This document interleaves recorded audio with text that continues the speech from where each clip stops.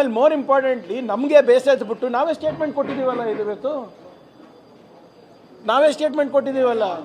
ನಾವು ಇಲ್ಲ ಒಂದು ನಿಮಿಷ, ನಾವು ಎಲ್ಲಿ ನೋಟಿಸ್ ಕೊಟ್ಟಿದ್ದಾರೆ? ಕೊಟ್ಟೇ ಇಲ್ಲ ಅವರು. ನಾವೇನು ಮೊದಲೇ ದಿನದಿಂದ ಏನು ಹೇಳ್ತಾ ಇರೋದು, ನೋಡ್ರಪ್ಪ ನೀವು ಚರ್ಚೆ ಮಾಡಬೇಕು ಅಂದರೆ ನಾವು ತಯಾರಿದ್ದೇವೆ, ಏನು ಪ್ರಶ್ನೆ ಕೇಳಿದ್ರು ಕೂಡ ನಾವು ತಯಾರಿದ್ದೇವೆ. ನೀವು CID ತನಿಖೆ ಬಗ್ಗೆ ಕೇಳ್ತೀರಾ, SIT ಬಗ್ಗೆ ಕೇಳ್ತೀರಾ, ನಿಗಮದ ಬ್ಯಾಂಕ್ ಅಕೌಂಟ್ಸ್ ಬಗ್ಗೆ ಕೇಳ್ತೀರಾ, ನಾಗೇಂದ್ರ ಅವ್ರ ಪಾತ್ರದ ಬಗ್ಗೆ ಕೇಳ್ತೀರಾ, CBI ಬಗ್ಗೆ ಕೇಳ್ತೀರಾ, IT ಬಗ್ಗೆ ಕೇಳ್ತೀರಾ, ED ಬಗ್ಗೆ ಕೇಳ್ತೀರಾ, ಎಲ್ಲದಕ್ಕೂ ನಾವು ತಯಾರಿದ್ದೇವೆ ಅಂತಲೇ ಹೇಳ್ತಾ ಇರೋದಲ್ಲ. ಯಾವುದಕ್ಕೆ ಹೇಳಿದೆ? ಯಾರಾದರೂ ಒಬ್ಬರನ್ನ ಪ್ರಸ್ತಾಪ ಮಾಡಿದ್ರೆ ಹೇಳಿ ಸರ್. ಸುಮ್ಮನೆ ನಿಂತಲ್ಲಿ ಈ ಸಂತೆನಲ್ಲಿ ಕೂಗ್ತಾರಲ್ಲ, ಹಂಗೆ ಕೂಗಾಟ ಮಾಡಿದ್ರೆ ಹೆಂಗೆ ಉತ್ತರ ಕೊಡೋಕ್ಕಾಗ್ತದೆ ನಾವು? ಅದಕ್ಕೆ ನಾವು ಒಂದು ಜವಾಬ್ದಾರಿಯುತ ಸರ್ಕಾರ ಆಗಿದ್ದು ಇವತ್ತು ನಮ್ಮ ಮಂತ್ರಿಗಳಾದಂಥ ನಾಗೇಂದ್ರ ಅವರು ಬಹಿರಂಗವಾಗಿ ಒಂದು ಪ್ರೆಸ್ ಮೀಟ್ ಕೂಡ ಮಾಡಿದ್ದಾರೆ ಇದ್ರ ಬಗ್ಗೆ. ಮತ್ತು ನಾವು ಒಫಿಷಿಯಲ್ ಆಗಿ DCM ಅವ್ರ ಮುಖಾಂತರ ನಾವು ಸ್ಟೇಟ್ಮೆಂಟ್ ಕೂಡ ನೀಡಿದ್ದೇವೆ. ಇನ್ನೇನು ಮಾಡ್ಬೇಕು ಹೇಳಿ? ಬೇರೆ ದಾರಿ ಇದ್ದರೆ ತೋರಿಸಿ, ಅದನ್ನು ಮಾಡೋಕ್ಕೆ ರೆಡಿದ್ದೀವಿ. ನೋಡಿ, ಯಾವುದರಲ್ಲಿ ಅವ್ರದ್ದು ಹೆಸರಿದೆ ಇವರೇ? ನಿಮ್ಮ CID ಇದರಲ್ಲಿ ಚಾರ್ಜ್ ಶೀಟ್ನಲ್ಲಿ ಇದೆಯಾ? SIT ಒಂದು ನಿಮಿಷ, SITನಲ್ಲಿ ಇದೆಯಾ? ನೀವೇನು ಹೇಳ್ತಾ ಇರೋದು CBI ಮತ್ತು ED ಚಾರ್ಜ್ ಶೀಟ್ನಲ್ಲಿ ಇದೆ ಅಂತ. ಅದು ಫಸ್ಟ್ ಚಾರ್ಜ್ ಶೀಟ್ನಲ್ಲಿ ಇರಲಿಲ್ಲ, 2ನೇ FIRನಲ್ಲಿ ಬಂತು. ನಮಗೆ ಒಂದು ನಿಮಿಷ ಸರ್, CBI ಅವರು ಸ್ಯಾಂಕ್ಷನ್ ಇದು ಅವರು ನಮ್ಮ ಹತ್ರ ಪರ್ಮಿಷನ್ ಕೇಳಿಲ್ಲ, ತನಿಖೆಗೂ ಕೇಳಿಲ್ಲ.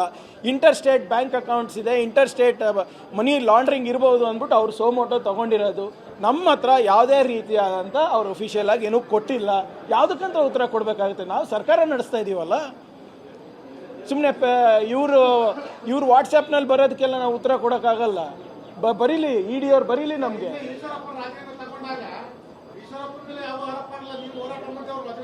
ಯಾಕೆ ಕೊಡಬೇಕಾಗಿತ್ತು ಅವರು? ನೋಡಿ, ನಾಗೇಂದ್ರ ಅವರು ಕೂಡ ರಾಜೀನಾಮೆ ಕೊಟ್ಟಿದ್ರು. ನಾವು ಹೇಳಿದ್ರಿ ಅವ್ರು ತಪ್ಪಿದ್ರೆ we will not put you back into cabinet ಅಂತ. ತಪ್ಪಿರಲಿಲ್ಲ ಆದಮೇಲೆ ಅಲ್ವಾ SIT ತನಿಖೆ ಆದಮೇಲೆ ತಾನೇ ಅವ್ರಿಗೆ ತೊಗೊಂಡಿದ್ದು. ಆಮೇಲೆ ಈಶ್ವರಪ್ಪ ಅವ್ರ ಕೇಸ್ನಲ್ಲಿ ಯಾರೋ ಡೆತ್ ನೋಟ್ ಬಿಟ್ಟು ಹೋಗಿದ್ರು ಸರ್, ನಿಮ್ಗೆ ಗೊತ್ತಿದ್ರೆ ಆತ್ಮಹತ್ಯೆ ಮಾಡ್ಕೊಂಡು ನೋಡಿ. ಅದು ನೀವು ದಯವಿಟ್ಟು ಕಂಟೆಂಟ್ ನೋಡಿ, ಹೋಲಿಕೆ ಮಾಡಿದ್ರೆ ಕರೆಕ್ಟಾಗಿ ಮಾಡೋಣ. BJP ಅವ್ರ ಥರ ಹೋಲಿಕೆ ಅಲ್ಲ, ಕರೆಕ್ಟಾಗಿ ವೈಜ್ಞಾನಿಕವಾಗಿ ಲಾಜಿಕಲಿ ನಾವು ಮಾಡೋಣ. ಈಗ ಅಲ್ಲಿ SIT ಆಗಿದೆ, ನಮ್ಮ CID ತನಿಖೆ ಆಗಿದೆ, ಅಲ್ಲೆಲ್ಲೂ ಇವ್ರದ್ದು ಪ್ರಸ್ತಾಪನೇ ಬಂದಿಲ್ಲ. ಇವರು CBI IT ED ಹೆಂಗೆ ಗೊತ್ತಲ್ವಾ? ನಾಳೆ ನಿಮ್ಮ ಹೆಸರು ಹಾಕ್ತಾರೆ, ನನ್ನ ಹೆಸರು ಹಾಕ್ತಾರೆ ಮೇಲಿಂದ ಆದೇಶ ಬಂದರೆ.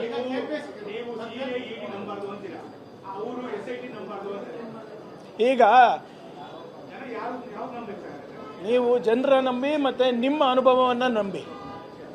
ಇಲ್ಲ, ನಿಮ್ಮ ಅನುಭವ ಆಯಿತು, ಜನನೂ ಬಿಟ್ಬಿಡಿ, ನನಗೂ ಬಿಟ್ಬಿಡಿ.